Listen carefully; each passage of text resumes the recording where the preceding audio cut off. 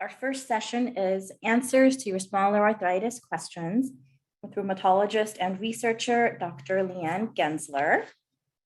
We've asked for questions throughout the promotion of this program and have gotten dozens of really good ones. So thank you to everyone who sent in questions already. We will also add some live incoming questions now, but please know that we may not be able to get to every question, unfortunately. We'll do our best. To submit a question, please click on Q&A at the bottom of your screen and type your question into the box. Please keep your question general in nature for the benefit of everyone in attendance. And now I am honored to introduce our first speaker, Dr. Lianne Gensler. Dr. Gensler is a professor of clinical medicine at UCSF, University of California, San Francisco, and program director for the Rheumatology Fellowship Program at UCSF. She served as the chair of the Spondyloarthritis Research and Treatment Network, SPARTAN, from 2016 to 2018, and is a member of SAA's Medical and Scientific Advisory Board. And we go to her for a lot of advice and guidance. She's also one of the authors of the ACR SAA SPARTAN 2015 and updated 2019 recommendations for treatment of AS and NRX-SPA. She's been honored with the Ira Goldstein Teaching Award in Rheumatology, the SAA Early Career Investigator Award in Spondyloarthritis, and the UCSF Research Mentoring Award. She's also been inducted into the Council of Master Clinicians at UCSF. Welcome, Dr. Gensler. We're so excited to have you. Thanks so much for that kind introduction. It's such a pleasure to be here today. I wish I could see everyone and that we could be in person. And really thank you to the SAA for investing in putting on educational symposia for patients, because at the end of the day, this makes my job easier, and it's so important that we disseminate accurate information to patients. Absolutely. Thank you. We couldn't do it without the amazing support and assistance of researchers and physicians and our MSAB and people like you who make it all possible. So thank you. Okay, shall we? Let's get right to it. We have a lot of excellent questions for you, Doctor. So we've tried to organize the questions in themes, and I'll hopefully give this Q&A session a nice cohesive flow. Okay, so our first set of questions are on understanding spondyloarthritis and its pathogenesis. So can we start by providing a general overview of spondyloarthritis, including its various forms and the defining characteristics of each?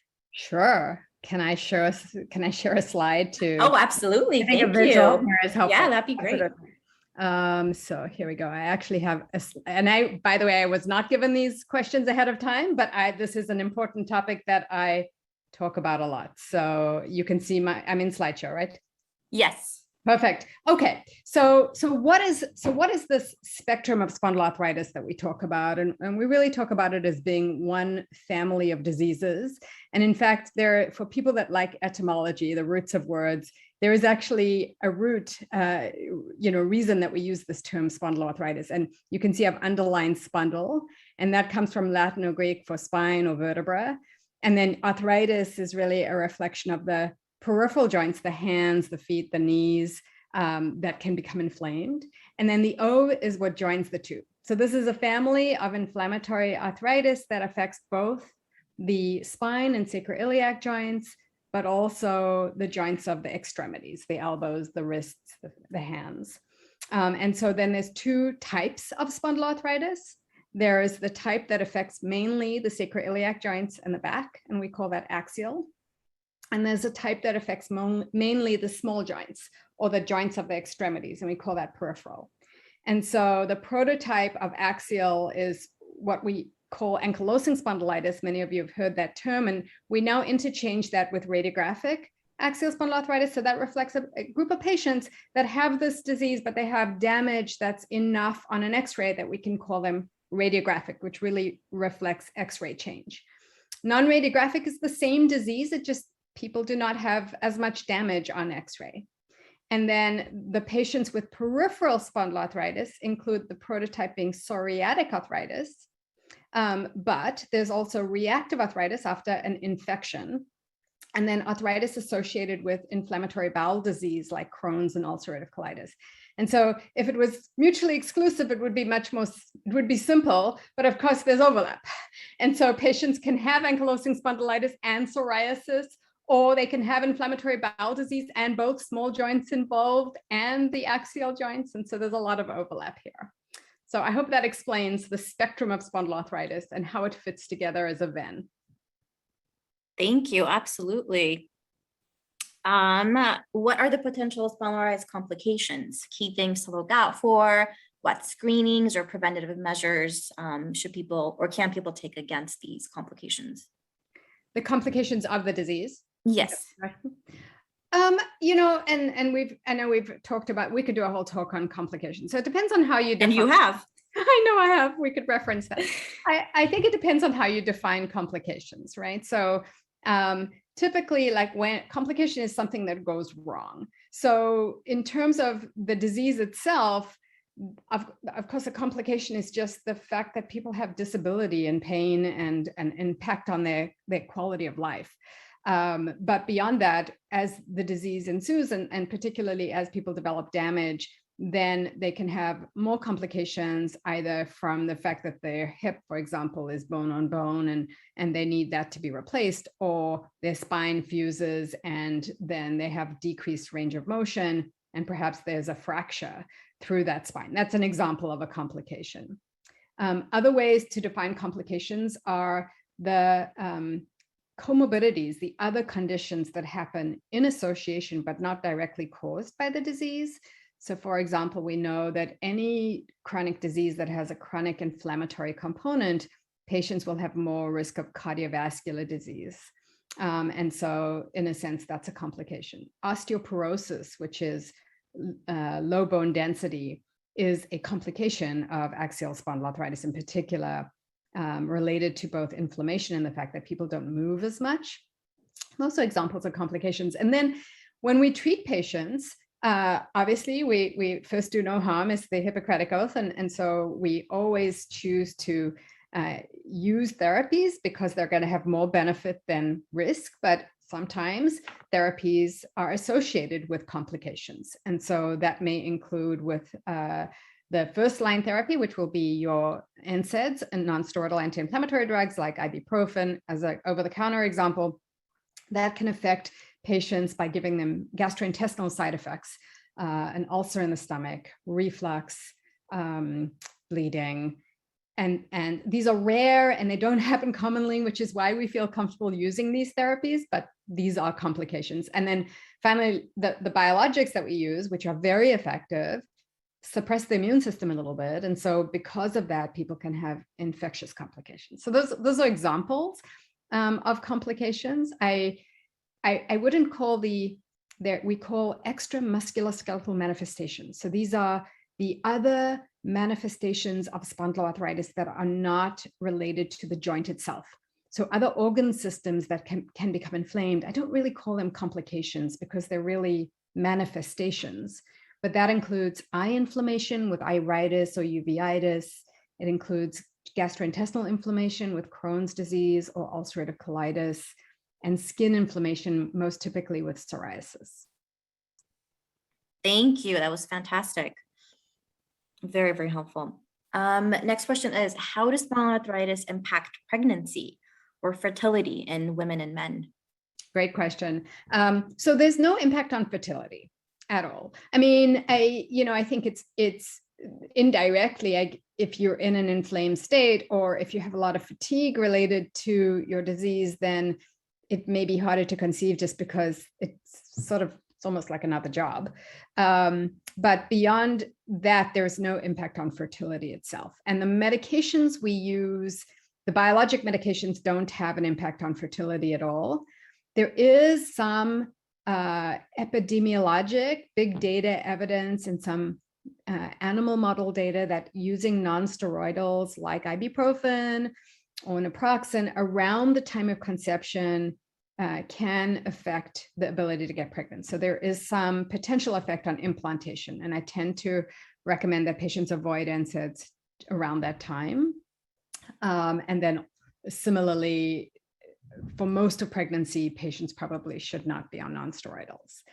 And then in terms of pregnancy in general, for women, obviously, the effects on the pregnancy's effects on the disease state are variable. Some people do fine and don't need any treatment at all, and some people flare. When people flare, probably the biggest predictor of flare in pregnancy is that they were using a biologic before getting pregnant, and then they stopped it during pregnancy. And actually, that's the biggest risk factor for flaring during pregnancy, typically around 20 weeks or later. And then postpartum, many women have an increase in symptoms, and whether that's directly related to the disease or related to the fact that there's less sleep, less exercise, all the other things that you do in your life to help control your disease can be affected by being in this postpartum state. Thank you very much. Interesting. What is the likelihood of passing SPA on to future children? And is that impacted by the parent having a family history of SPA or by HLA-B27 positivity or negativity? Yeah, so the risk of having a first degree relative, i.e. a child, getting, and it's really axial spondyloarthritis here because it's really about HLA-B27 for the majority of people. So if you as a patient are HLA-B27 negative, it's highly, highly unlikely you can pass it to your kid or that you got it from a parent. I have only one brother-sister pair that are not HLA-B27 positive, and they have a different gene that is the same, also HLA-B gene. But really, the majority, 99% of cases with familial disease, and this is really familial axial disease, are driven by HLA-B27. If you have that gene, then the risk is higher, but still the risk of having a first degree relative, a child that gets the disease, is only upwards of somewhere between 12.5% and 20%. A little bit higher if the kid is B27 positive, but majority of kids or offspring do not get axial spondyloarthritis. And that's because it's not a monogenic disease. It's not a disease driven just by one gene. With HLA-B27, we call this a polygenic disease. There's many genes that are important, and you have to inherit the right cocktail of genes. Thank you. What are the odds of a person with AS fully fusing in their lifetime? What are the risk factors, and what can be done to reduce the odds of fusing? And and kind of to generalize more, why does one person with AS fuse heavily while others never do? Yeah, they're all very good questions. So what are the risk factors for progression or fusion of this? And when we talk about fusion, largely we're talking about spinal fusion, bamboo spine. We're not talking about fusion of the sacroiliac joints. You're not going to have a huge loss in function if you fuse your sacroiliac joints. They're really mainly joints for stabilization and allowing us to walk upright, as opposed to joints for movement.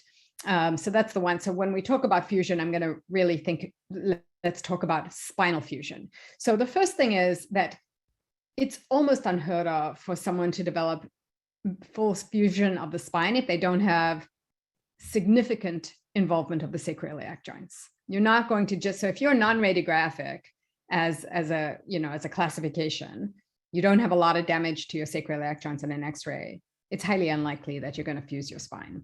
You'd have to first have your SI joints affected. Then in terms of going on to spinal fusion, if we look at older studies, and this is almost pre-biologic era studies, at 30 years of symptom duration, so if you think about the average age of onset being in the 20s, 24, 26, in a patient's 50s, about 30% of patients have a fully fused spine. But this is during a period where we didn't have effective therapies. And so it's probably, I haven't seen, and we haven't done more recent studies, but I definitely feel like our experience as we see patients come through the clinics now and we see their natural history of disease, we do not see this kind of ankylosis anymore. Risk factors for going on to develop fusion of the spine, there are several that we have found in studies, and multiple people have shown the same risk factors. So one of the reasons that you would be more at risk for fusing is men. Men in general, compared to women with the disease, have more inflammation in the blood and more damage on the X-ray studies, both of the sacroiliac joints and spine. And it's unclear why men have more inflammation and more damage. There are lots of theories about this, but definitely being a male of male sex, not so much about gender. We think that this is really about sex, and maybe there is something anatomically different with the male pelvis compared to the female pelvis that associates with more risk of spinal involvement and ankylosis. Similarly, as I said, men have more inflammation in the blood. And so inflammation in general, if you can measure the C-reactive protein as a blood marker of inflammation, that is a risk factor for progression. And then what we know as probably the biggest risk factor is if you already have bone spurs or ankylosis in the spine, that is the biggest risk factor for developing more ankylosis. So once you have damage, there's more risk of more damage. And then finally, smoking, which has been a little bit controversial, but smoking tobacco looks like it may also play a role in damage. Thank you very much. Next question is, okay, so the person is female with NRX-SPA with primarily peripheral involvement. They also have encountered systemic issues with the heart, lungs, brain. Generally, these issues aren't discussed in depth, she's saying, and she's left attempting to explain my NRX-SPA to physicians who are unaware that SPA can show up anywhere but the spine. So question is, what should I and others in my situation know about NRX-SPA with systemic and peripheral manifestations? What questions should I be asking my doctors? Yeah, obviously, I think we struggle as a community to really not just, I think actually patients often are more educated than many doctors out there. Primary care doctors, see back pain more commonly than inflammatory causes for back pain. And even rheumatologists, this is an evolving area that has really changed for many rheumatologists since they trained. So in terms of how non-radiographic axial spondyloarthritis affects an individual patient, certainly, so first of all, when we say non-radiographic, again, that means not enough damage in the sacroiliac joints to call them ankylosing spondylitis, but they should have some change in the sacroiliac joint, typically on MRI. Women, compared to men, whether it's non-radiographic or radiographic, are more likely to have peripheral involvement. So we do see a little bit more joint pain and swelling in women compared to men. So those are the peripheral manifestations. And then in terms of the other involvement, the other organs that can be involved, I think we talked about those earlier, but the eye, the gastrointestinal tract, and the skin. We do not see a lot of brain involvement. In fact, no brain involvement with axial spondyloarthritis or spondyloarthritis in general. I think where people can feel like they're affected is the fatigue can be quite disabling and feel like, the brain is affected, but it's actually, there's no inflammation of the brain in spondyloarthritis. There are other, rare manifestations, but usually they're not significant enough that they cause symptoms. So for example, more so in radiographic disease, there can be some scarring in the upper portion of the lung, but that's not usually symptomatic for people. The kidney can rarely be affected, but this is more typically in ankylosing spondylitis with radiographic disease, not in non-radiographic disease. So if there were more if there's more details about which other organ systems, I could comment on them. But my sense is, axial spondyloarthritis, including radiographic disease and non-radiographic disease, is one spectrum. It's one disease with a different burden of damage. Thank you very much. Could you say something about the Sjogren's spondylitis connection? It is hard for many Sjogren's patients to tolerate spondylitis medications. So there's no relationship with Sjogren's and axial and spondyloarthritis at all. Certainly Sjogren's is an entity that is, it's sort of like I would describe Sjogren's. Sjogren's is so there are going to be a lot of people that don't have Sjogren's. Sjogren's is an inflammatory condition that presents with dry eyes and dry mouth. And it's diagnosed by a tiny biopsy from the inside of the lip. And there are some tests that the optometrist or ophthalmologist can do, and some autoantibodies, some lab tests that show you are making antibodies that are typically associated. When I think about Sjogren's syndrome, I think about it in the same bucket as lupus and even rheumatoid arthritis. Those conditions relate genetically and clinically to Sjogren's. So whereas spondyloarthritis, though it's inflammatory, is not related to Sjogren's. And it's like going into my analogy is when you go into the grocery store and you go to the produce section, that's like rheumatology. If you picked up an orange and a carrot, you'd say, well, they're the same, but they're not. They're entirely different species. They're just in the same section. So I would not relate Sjogren's to spondyloarthritis. It's possible that people could have two conditions, though that's a little bit unusual in medicine, that people have two totally different conditions. And it's more likely that if you truly have spondyloarthritis, that you have dry eyes and dry mouth for other reasons as opposed to Sjogren's itself. So none of the medicines that we use in spondyloarthritis should exacerbate dry eyes or dry mouth if that's the manifestation, that's the problem. And so in a patient that has spondyloarthritis and Sjogren's, I would sort of first have that person go back to their rheumatologist and just beg the question, are you sure that I have both of these conditions? Or is it, and that may be, but they shouldn't relate to each other. I see. Thank you very much. So the next set of questions are related to treatment, which we've discussed a little bit already. So we have a nice kind of background to that already. But in addition to what you've already said, what else could we add as a brief overview of spot treatment before getting into specific questions? So kind of recommended course in terms of medications and then non-medicinal interventions as well. Yeah, absolutely. And let me just find my treatment slide. Okay. Oops. Share. So I'm going to show a very busy little diagram, but I think if you follow with me, you'll be able to get it. So this is the algorithm for, and when we say spondyloarthritis, I assume we're talking about axial disease, not peripheral disease, but we could talk about that too. It's a little bit different because then we're really talking about the small joints. So here the point is with spondyloarthritis in general, whether it's axial or peripheral, you're going to treat the manifestation.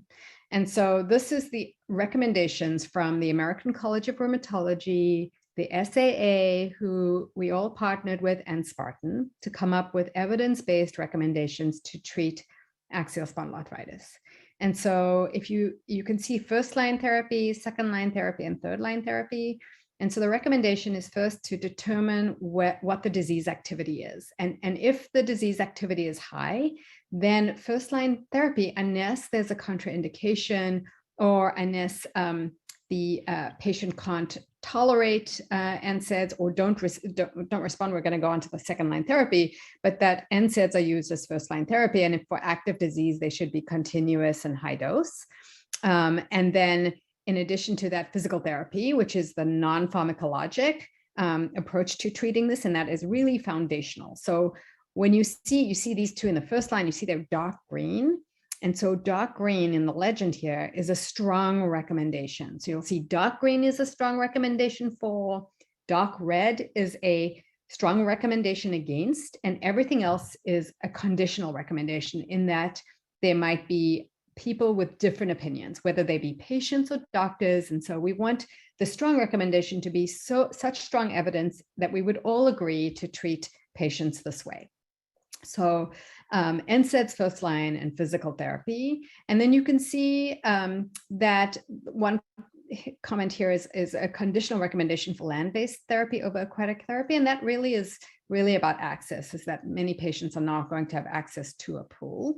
And that's why active land-based therapy was recommended conditionally. And then you can see other manifestations. So this is where the peripheral manifestations come into play. And if you only have peripheral manifestations, then you can consider injection of joints with glucocorticoids, prednisone, or steroids. But if you have like 2 or less joints. If you have more than that, then you sort of are thinking probably you need systemic therapy. Now, sulfasalazine, that's SSZ, is an oral medication that is very effective for peripheral joints in spondyloarthritis. And what I really like about it, it's a sulfa drug. So if you have a sulfa allergy, we can't use it. But what I really like about it, particularly in the era of a pandemic, is that it doesn't suppress the immune system. And so it is a nice option. But this is in the setting of just having those peripheral manifestations being the driver of needing to treat. If you have axial disease, the back, the sacroiliac joints, this is not going to work. And then we go down here and we see strong recommendation against prednisone. So this is glucocorticoids as prednisone. Prednisone does not work for axial disease. It works, but you have to use quite high doses. So there's very nice randomized controlled trial data where they gave patients prednisone versus placebo versus higher doses of prednisone. And it's only the higher doses that work. And so then in addition, when we talk about complications, using chronic prednisone can really associate with increased bone loss, weight gain, fractures, and infection. So we try not to use glucocorticoids. If you get to a place where you've done nonsteroidals, you've done physical therapy, and you're still having disease activity, then we move on to second-line therapy. And currently the recommendation is a class of biologics called TNF inhibitors. And the reason that this was put as second line is because at the time, this is 2019 when these were published, is we had the hugest burden of evidence for this class of biologics. So the first TNF inhibitor was approved by the FDA in 2003 for ankylosing spondylitis. It was approved in the 1990s for rheumatoid arthritis and inflammatory bowel disease. So we had an enormous amount of experience with this. And so the recommendation was to go to this first over using the class of drugs called IL-17 inhibitors, just because they were newer on the market.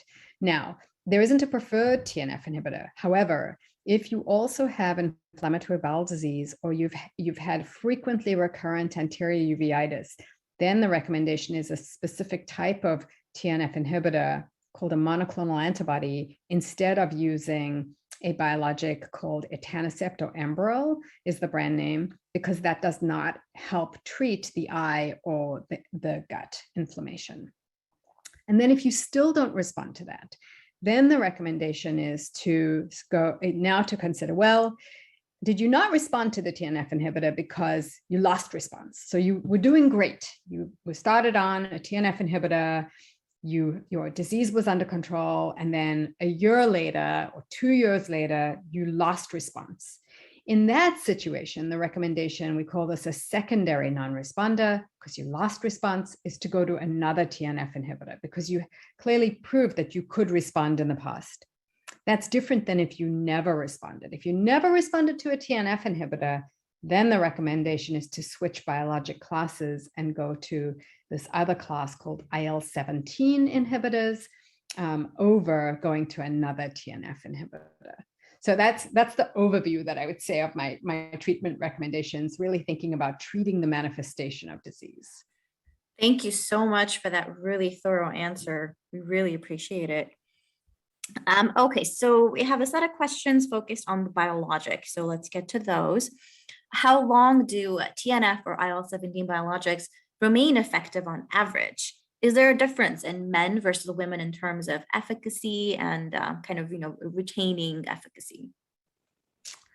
So let's put the gender question to the side for a minute because initially, because I think that's a very complicated question. In terms of how long they last, also a complicated question. Not every patient is the same. So I have had patients on the same biologic for more than 20 years. And they've done fine. And I've had patients that it worked for a period and then they lost response. And why people lose response is variable. Some concerns about lost response stem from using the biologics in inflammatory bowel disease. So when these drugs were first used, there's one of the TNF inhibitors called infliximab. The brand name for that is Remicade, although I think there's a lot of biosimilars out there now. So this particular TNF inhibitor was used in Crohn's disease very early on. And when they first used it in Crohn's disease, they would use it with disease activity. And then when the patient went into remission, they would stop it. And then they would retreat when the flare came back. And what they learned from, this is like a study from a long time ago now, but what they learned from the stop-start intervention is that people lost response, because when your body doesn't see the biologic regularly, it starts to potentially see it as foreign. And if it sees it as foreign, it's going to say, that's not normal, that's not me, I'm going to clear it. And so I'm going to make an antibody against it, and I'm going to get rid of it. That's your body's way of dealing with foreign things. And that includes drugs sometimes that are biologics. And this is really a phenomenon that's specific to biologic drugs. This doesn't happen if you take a synthetic drug by mouth, for example. And so that's some of the evidence that makes us a little bit concerned that if you just use a biologic on demand, when you have flare or when you have symptoms, you are going to be more likely to lose response to it at some point. Beyond those concerns, we have seen in rheumatoid arthritis, a different inflammatory condition, where we also use TNF inhibitors. In that condition, using a drug like methotrexate with the biologic really helps to prevent lost response. That has not been clearly shown in spondyloarthritis, in part because methotrexate doesn't work for spondyloarthritis as a primary drug treatment, particularly for the axial joints, the spine, the sacroiliac joints. And spondyloarthritis patients don't make autoantibodies. So when we see antibodies against a drug, that's especially a risk in people with rheumatoid arthritis who are more likely to make autoantibodies for themselves, rheumatoid factor, for example, and against the drug. So that's the lost response question. Does that answer the sort of drug survival? And then I think you asked me how long do they last? Very, very variable. Yes, I answered that. I said I have patients. You did. And yes, then there was the gender question. Oh, this is such an important topic, and I think it's very complicated. Why do women? And so I'll start by saying that men and women do appear to respond differently to treatments. This is a really tricky issue, though, because if you start at a very basic level, how do we study drug effects? Well, we study them in an animal model, right? So we take mice and we look at drugs effects in mice. Well, guess what? Every mouse study is done in male mice. We don't have female mice studies. And then when you take that to clinical trials, similarly, many of the older clinical trials were done in predominantly men.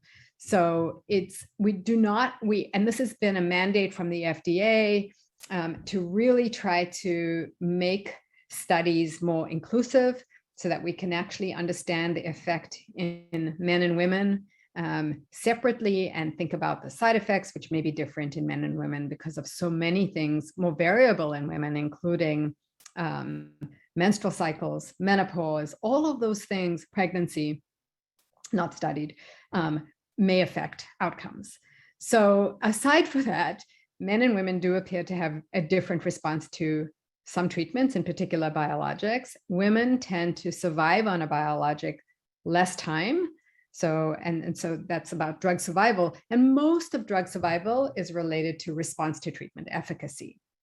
So why do women not respond as well to to drugs compared to men? It's not entirely clear. It's an area we're studying deeply. And so I can't tell you the exact answer, but it is an important topic that needs to be addressed. That's fantastic information. Thank you. And just to back up, so drug survival, if we could quickly define what that means. Yeah, drug survival means you're staying on your drug. If you stop your drug or if you switch to another drug, then you're not surviving on the drug. And the most common reason for that is usually what we call efficacy or responding to the drug. Wonderful. Thank you so much. Okay, so how do you help a patient decide whether or not it's time to switch to a new biologic, especially if they're a patient who doesn't really show inflammation in blood tests, so that wouldn't be really helpful? Yeah, so this is very important. And I think there is this tendency in the community to switch people quickly. And I think it's dangerous. I call it the biologic spiral, where you like switch from one biologic to another and you don't necessarily gain more improvement when you switch. So I use I try to use a lot of data to help inform that decision. There are easy things, but for some people that do have inflammation in the blood, return of inflammation, unless there's an infection going on, is likely coming from the disease. And so I don't need a whole lot. First of all, I should take a step back. Before we do labs, we ask the patient symptoms, right? So at the end of the day, we're treating patients, not their numbers. And so if a patient is reporting high disease activity, and I measure disease activity with a survey form, and I measure it over time. So I know where they were the last time they saw me, or if they're coming in with new symptoms, I can compare the disease activity. So I measure disease activity, I ask questions, I try to find out if there are other factors that are driving disease activity. So for example, if a patient has had problems with their insurance shipping their meds to them, then of course the disease activity may not be controlled because they're missing doses.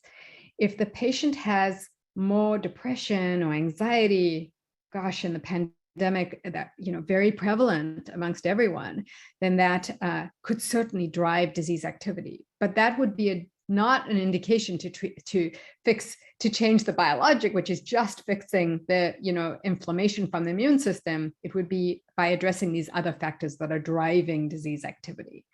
Exercise. In the pandemic, you couldn't go to the gym. And so what were people doing? People were sitting at their desk all day. So that would be a reason why disease activity might go up. So I really try to dive deep in terms of what is driving the disease activity, if it's not just losing response to the biologic.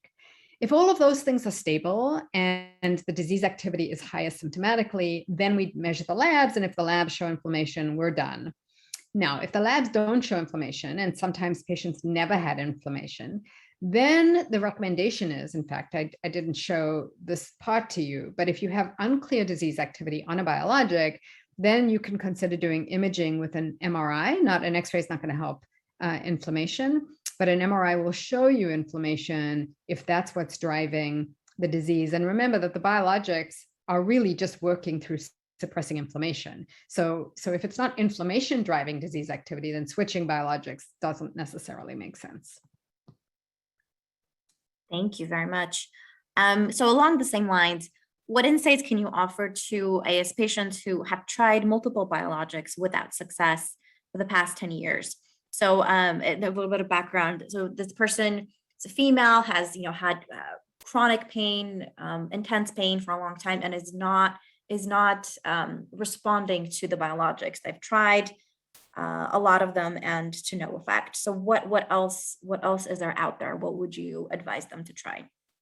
Yeah, so I think of course, again, the biologics are really just working on the inflammation from the immune system. So an example of where the biologics may not work as well is if there was a lot of inflammation, perhaps it's resulted in damage, and now there's not a lot of inflammation, and it's the damage that's causing the disease activity. Well, doing a biologic of any kind is not going to fix that.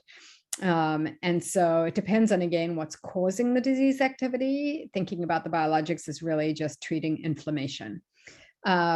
And so in a patient that's, and obviously I see second opinions sometimes where this is the case. So my first question, this is true for all consults, no matter what the disease state is, I was always taught to sort of, the first question that I ask is, does the patient have the diagnosis that they've been called? Because obviously, if you haven't responded to any of the treatments for spondyloarthritis, then we just have to make sure that we have the right diagnosis, because it could be something else that doesn't respond to these treatments.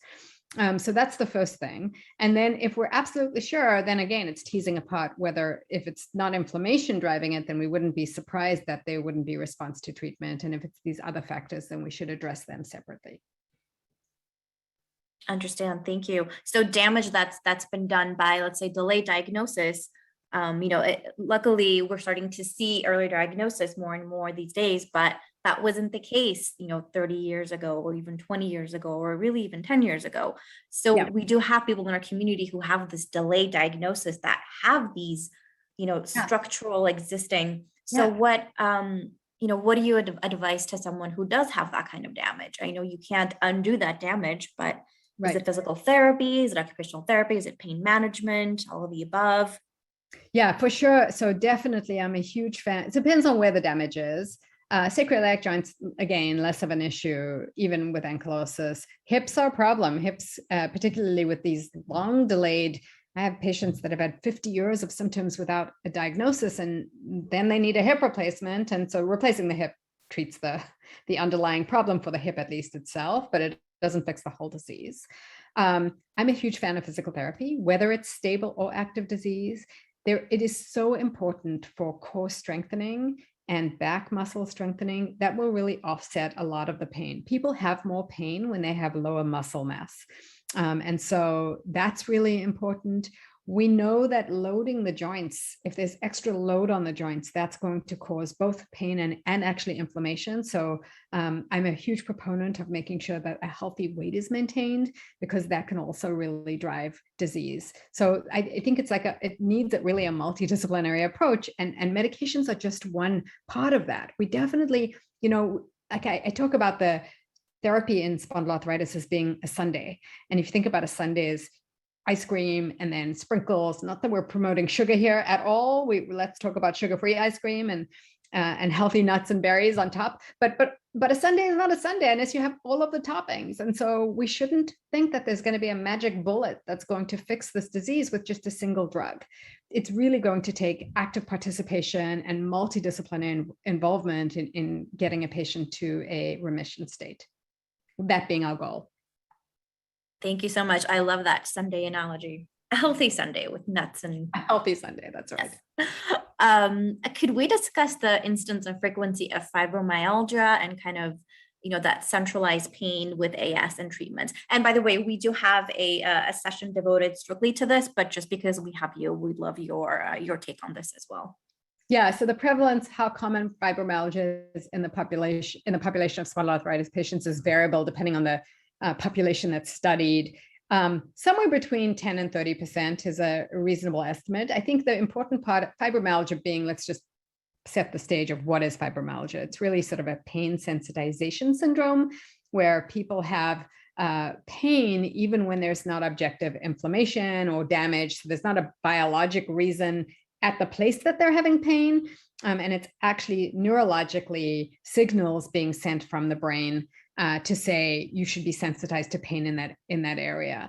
And so it's a chronic pain sensitization syndrome that's also associated with a lot of other symptoms like cognitive impairment. So you can't think straight, you wake up feeling unrefreshed, you're fatigued, you have pain in a lot of different places. So it's sort of a combination of those things. It can happen alone without having an inflammatory disease, or it can happen in association with having a chronic disease. And I think it's not so surprising that patients with spondyloarthritis have more risk for fibromyalgia because they live with pain for so many years before they get diagnosed. And so some of those pain networks get fixed in a difficult way to reverse, even when the underlying disease is treated. So around 10 to 30%. And then what did you ask? What was your second part of that? I actually forgot. Yeah, so I mean, it's a really challenging comorbidity. We talk about it being a diagnosis associated with the disease to manage because it's not being driven by inflammation. And so there's a lot of things that we can do to help patients with fibromyalgia, including make exercise is an enormous positive effect on fibromyalgia patients, as it is in spondyloarthritis. Sleep hygiene, really important. People don't sleep well with fibromyalgia. Sometimes with spondyloarthritis too. There are pharmacologic medications that can help some of the nerve-related symptoms to sort of dampen down the nerve system firing, saying pain, pain, pain. But again, it's the same as I would say in spondyloarthritis. There's not a single magic bullet here that's going to fix it. It really does take a multidisciplinary approach. And sorry, it was about treatment. So you've answered that already. Thank you very much. So we've touched on this quite a bit already, but I just kind of want to really drill down the role of exercise in spondyloarthritis. We know it's important, what else can we say about it that we haven't already? And then what could we say to people who don't exercise because they have pain and they have fatigue and it's just really difficult. And some people do say that it tends to make me feel worse, like I get more pain afterwards. Yeah, so I think that's why I like physical therapy as the initial approach to, if you've not been exercising at all, to go from zero to anything that's extreme is going to be a problem, and you're going to increase the risk of injury. So we want to try to avoid injury. But that's why I like physical therapy, because it's supervised, right? You first sort of learn the exercises to do with a expert, and then the goal is to continue that routine. So it's not just about the physical therapy sessions that you do, but actually taking that home with you and continuing it. There is very strong evidence that exercise is beneficial in spondyloarthritis. In fact, now I think it's probably 2 years ago, at 2020, so was that last year, a randomized controlled trial taking patients with axial spondyloarthritis who had high disease activity, even on a biologic and or NSAIDs, and then randomizing them to high intensity cardiovascular exercise versus usual care. And the patients that did the high intensity cardiovascular exercise over a 3-month period had a marked reduction in their disease activity compared to the other group. So there is strong RCT level data, randomized controlled trial data, that it is beneficial. How it works in terms of not just, so I think there's 3 components to exercise aside from the cardiovascular conditioning that is important. One is the strengthening. We talked about that when your muscles, your core muscles are stronger, your back muscles are stronger, you will have less pain. 2 is the general endorphin rush that we get with exercise, regardless of the disease state we have. The stretching component is also really important. When you're inflamed and your joints are stiff, then adding a stretching component to it is helpful to release some of the symptoms and actually to keep you more mobile. And then many of the exercises we do have a mindfulness component. So one of the reasons I like yoga is that there is a mindfulness part of it, and that's also really important for disease control. And then there was one more comment I was going to make, but I can't remember. All right, keep going. Okay, so JAK inhibitors, how effective are JAK inhibitors for axial disease? And if we can first discuss what these newer medications are for those of us who aren't super familiar. Yeah. So we've talked about NSAIDs, we've talked about biologics, TNF inhibitors and IL-17 inhibitors. And the newest kid on the block is JAK or JAK inhibitors for axial spondyloarthritis. So JAK inhibitors are not a biologic, they're a synthetic drug that you take by mouth. So this is the first oral agent that's been studied besides NSAIDs in axial spondyloarthritis, and it works. The most recently, this is published in 2020. So when we talk about studies done with drugs, there's different phases of studies, and the studies that we need for the FDA to approve a drug are called phase 3. So these are very big randomized control trials done in a population of the disease you're trying to get an indication in, where they get drug versus no drug. And in this case, it was studied with tofacitinib, which is the brand name is Xeljanz, in a phase 3 trial. So that's the sort of only phase 3 trial. And then there was also a phase 2/3 trial done with a different JAK inhibitor called, these are all very long names. Again, the generic, I'm always going to give you the generic name first, but the generic name is upadacitinib. The brand name on that is Rinvoq. So at least 2 JAK inhibitors, and there are others out there in the market that have not been as well studied in axial spondyloarthritis, that were put to phase 2/3 and phase 3 trials and had efficacy. So they showed that the drug worked compared to placebo. They're all oral drugs, they're not biologics, but not approved yet. So the FDA has not allowed us to use these with approval in those disease states. You should know that at least tofacitinib, Xeljanz, is approved in psoriatic arthritis. So in a related disease, it works, and it's also approved in ulcerative colitis. Thank you. How does the side effect profile of JAK inhibitors compare to the side effect profile of TNF inhibitors? And then if we can touch a little bit on the new FDA warning that's come out on these. Yeah, so this came out of what's called a post-marketing surveillance study when the FDA approved tofacitinib, Xeljanz, in rheumatoid arthritis. It's approved in that disease too. And that was a while ago now. they said, we want you to study cardiovascular risk and long-term effects.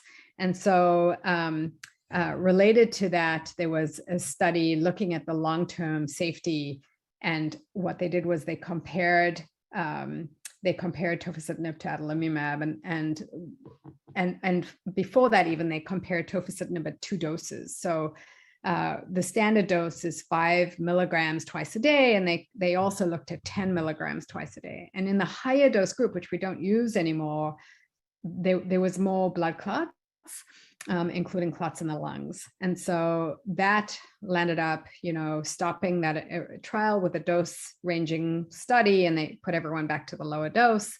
And then finally, the long-term safety data, again, compared to a TNF inhibitor, actually suggested that the TNF inhibitor patients had less lymphoma. This has been, blood cancer has been something that we've thought about with TNF inhibitors for a long time, but actually we saw more lymphoma in the JAK inhibitor group. So I think the jury is still a little bit out. The safety in spondyloarthritis, in fact, I have the slide here. I can just show it to you. This is the tofacitinib phase 3 trial in ankylosing spondylitis, and you can see it works better than placebo at different endpoints. And then here's the safety. So there was no,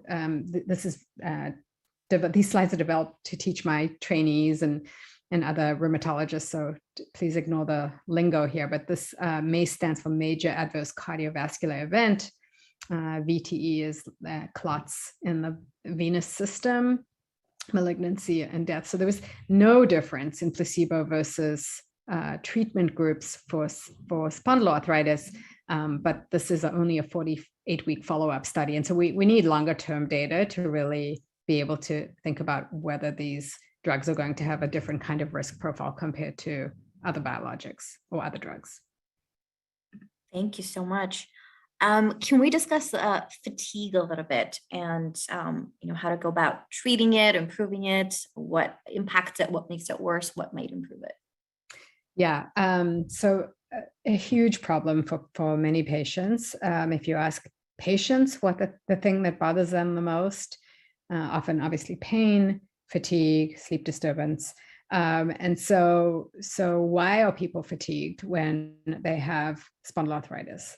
So part of it relates to inflammation. If your body is inflamed, then it's working pretty hard to make some of those inflammatory molecules. And it's you can think about a factory as sort of exhausted because it's working so hard to generate inflammation. So that's one reason why people have fatigue. And when you treat the inflammation, then the fatigue can go away. But fatigue is there for many reasons in many patients, and you don't have to have inflammation to have fatigue. I would say one of the biggest reasons why spondyloarthritis patients have fatigue when they have active disease relates to the fact that they don't sleep well at night. So if you go to bed and then you're waking up at 3, 4 a.m. with pain, and you're having to get up, you may start your day at that time because it's just too painful to try to go back to sleep. Well, you're not getting enough sleep, and that's going to contribute towards fatigue. So may relate to inflammation, may relate to not sleeping well at night. Pain, damage can also, just because you're uncomfortable a lot. So all of those things will contribute to fatigue, but fatigue can be multifactorial. And so if it's not coming from those reasons and thereby treating the inflammation, it doesn't go away, then you have to think about what are the other reasons why you have fatigue, which could be many, many. An example of something that I look for is if someone comes in to me saying that they're having a lot of fatigue and they're not sleeping well at night, or they're waking up feeling unrefreshed, I go looking for sleep apnea, because sleep apnea, and this is in spondyloarthritis patients, they don't have to be overweight at all, but that could certainly not give you a good night's sleep and be the reason for the fatigue in the morning. So really thinking outside of the disease state of spondyloarthritis when it doesn't improve with usual treatment. Thank you. So we talked a little bit about kind of, people taking an active and self-management. So kind of in that vein, what symptoms or what about their SPA do you suggest people with spondyloarthritis should track? What is helpful for you to know when you're seeing a patient? Well, I think it depends. It's like whatever's most important to the patient, right? So I think I always ask, the symptoms I always ask about are pain, stiffness in the morning, particularly how long the stiffness lasts, quality of life, how much medication they're taking, depression, anxiety, other manifestations. If someone has spent the last 6 months in the ophthalmologist's office because they keep having iritis flares, that's going to affect their whole perception of disease activity. So similarly, gastrointestinal symptoms, I always ask about, are they having new diarrhea or blood in the stool or abdominal pain or weight loss? Because that might indicate to me that they are developing IBD. So I would say those are the things that are important to me, but that doesn't mean it's necessarily important to the patient. And so whatever the thing is that drives quality of life for an individual patient is the thing. So very individual. Thank you. Thank you very much. And I was going to just say, so SIA has a pain journal that we have on our website. So if you're interested in that, you can find that and help track level of pain. And I think that's helpful for some people. I think my caution there is that some people, don't want to think about the fact that they have a chronic disease, and some people can't help it. It's in their face every day, and they have to deal with it. But there are a lot of patients that don't want to have to think about the fact that they have a chronic disease every day. And so tracking for some people is helpful, but not for everyone. Thank you very much. Can we talk just a bit about research updates? What is currently new and exciting in the world of spondyloarthritis? And we talked a little bit about JAK inhibitors. Is there anything else that you kind of see being investigated that might be promising? Yeah, I mean, there are other drugs that are definitely being investigated, too early stage to really talk about. Right now, there's a class of biologics that did not work in axial spondyloarthritis called IL-23 inhibitors that do work in psoriatic arthritis, that do work in psoriasis, and that do work in IBD. So it's an interesting disconnect from axial disease. So that's being looked at more. And then, like I said, other early stage drugs, and then combination of drugs also. And we're, I think we're going to move into the future of really thinking about not just one biologic in individual patients, but can we even combine them? That's been studied a little bit in psoriatic arthritis and didn't move forward. But I think in the future, we're going to be doing a lot more attempting to combine things to really try to attain not just disease control, but remission. And I think we have more chance of doing that in a group of patients that get diagnosed earlier. The longer we wait to diagnose, the harder it is to try to study those very robust endpoints. Is this kind of a move towards more personalized medicine? Definitely personal, so separate topic, very important to really think about treating the individual, not a group. But from a precision medicine or personalized medicine approach in spondyloarthritis, I don't think we're there yet because it's very difficult to study. There are no blood biomarkers that give us a good sense. We're still working on that. We're working on, biomarkers of both diagnosis and disease activity. And is this one disease or is it many? But we have to have the biomarker first. Thank you so much. Okay, we're going to move on to COVID-19 questions. There's quite a bit that have come in. So does it appear that SPA patients on biologics or other medications are more vulnerable or get more sick from COVID? And what about patients who are not on any medications, but just have SPA? Yeah. So it's very difficult to study the risk of COVID infection in spondyloarthritis because you need to have the denominator. You need to have non-spondyloarthritis patients and getting COVID as the numerator, the number on top.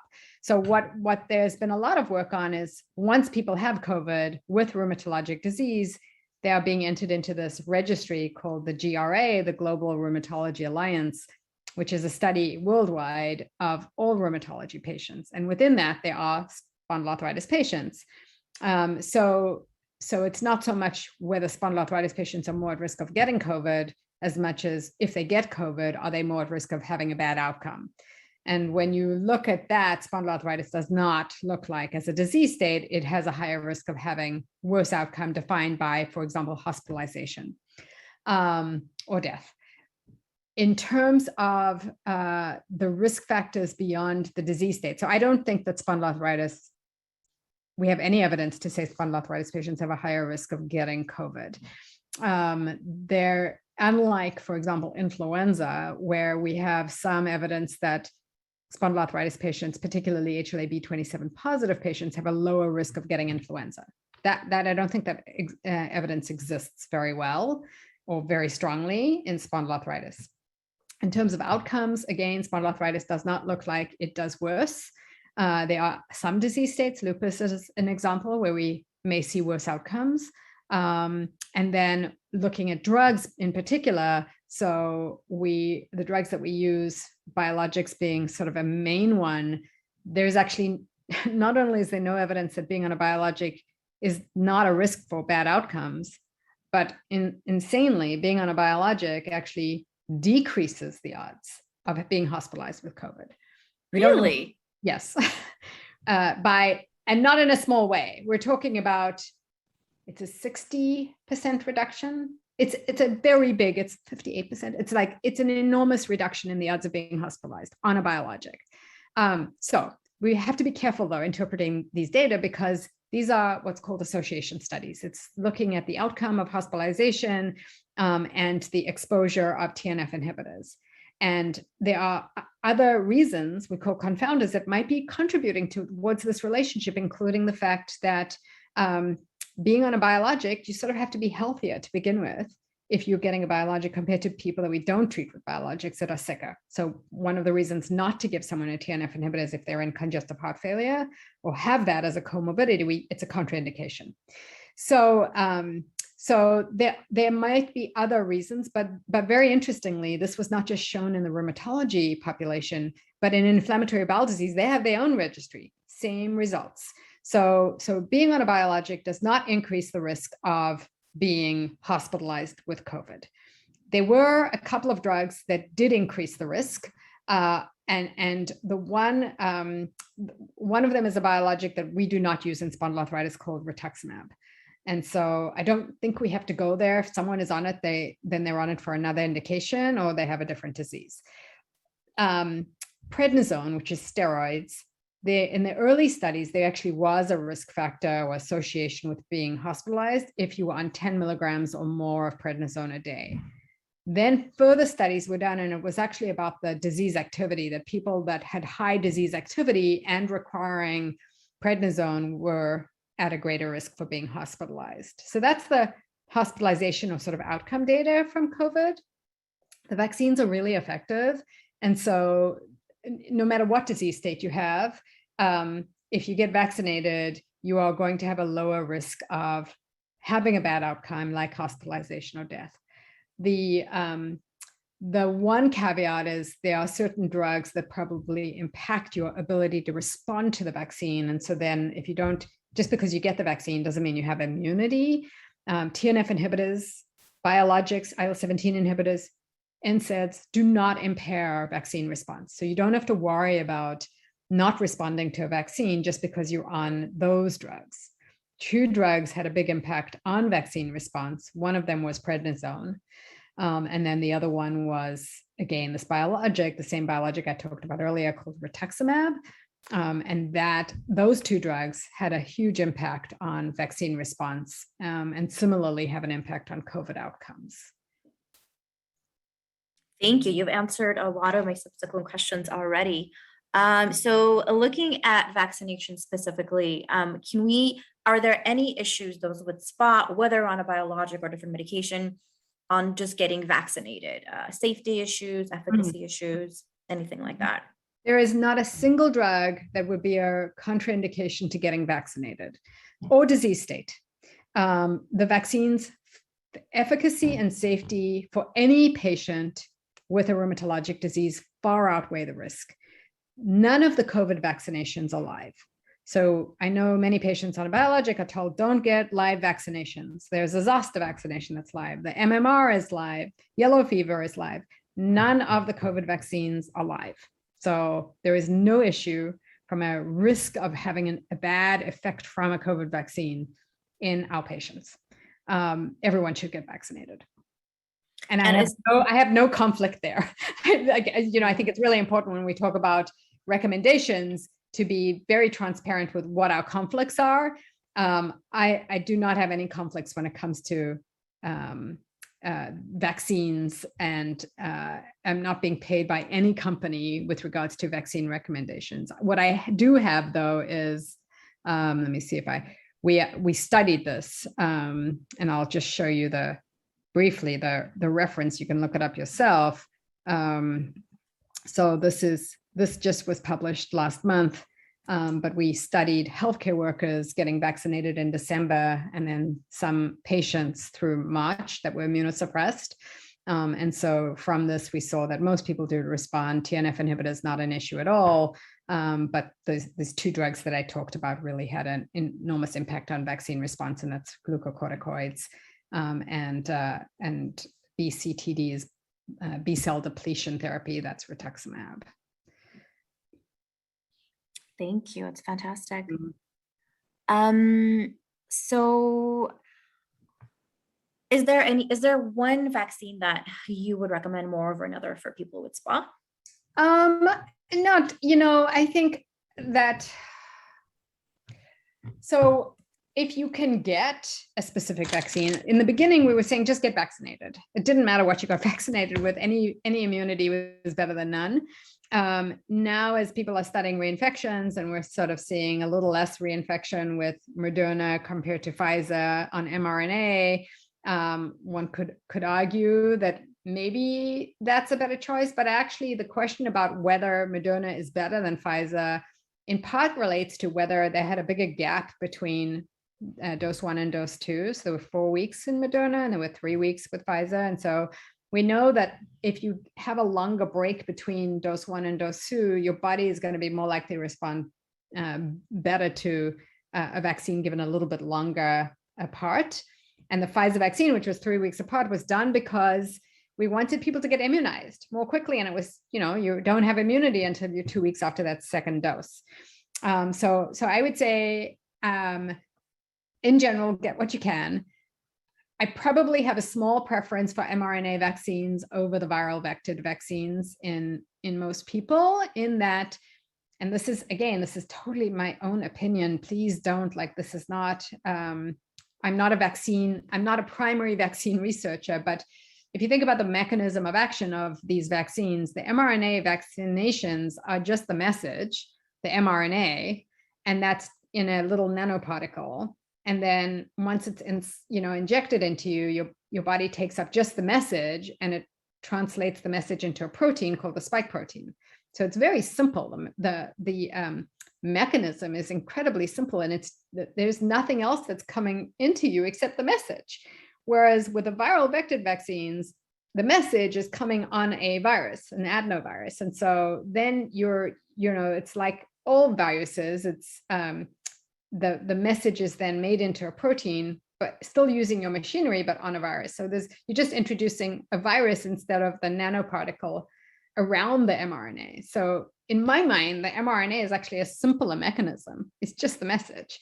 But I would say bigger messages, get vaccinated. It doesn't matter what kind. All vaccinations decrease to basically, unless you're on those drugs that we talked about, no risk of hospitalization and death. And so at the end of the day, that's the most important outcome.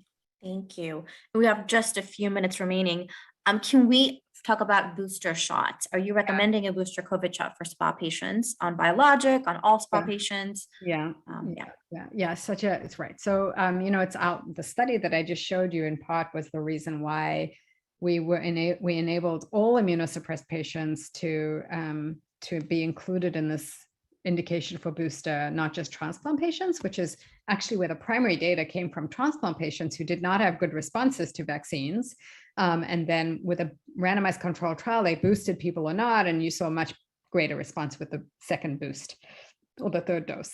But we clearly show that people don't have a great response depending on the drug they're in. So to make it easy, all patients are included in this eligibility criteria. So if you have spondyloarthritis and you're not immunosuppressed, technically you do not need a boost at this point, unless now you're 65 or older, and then you would have an indication anyway.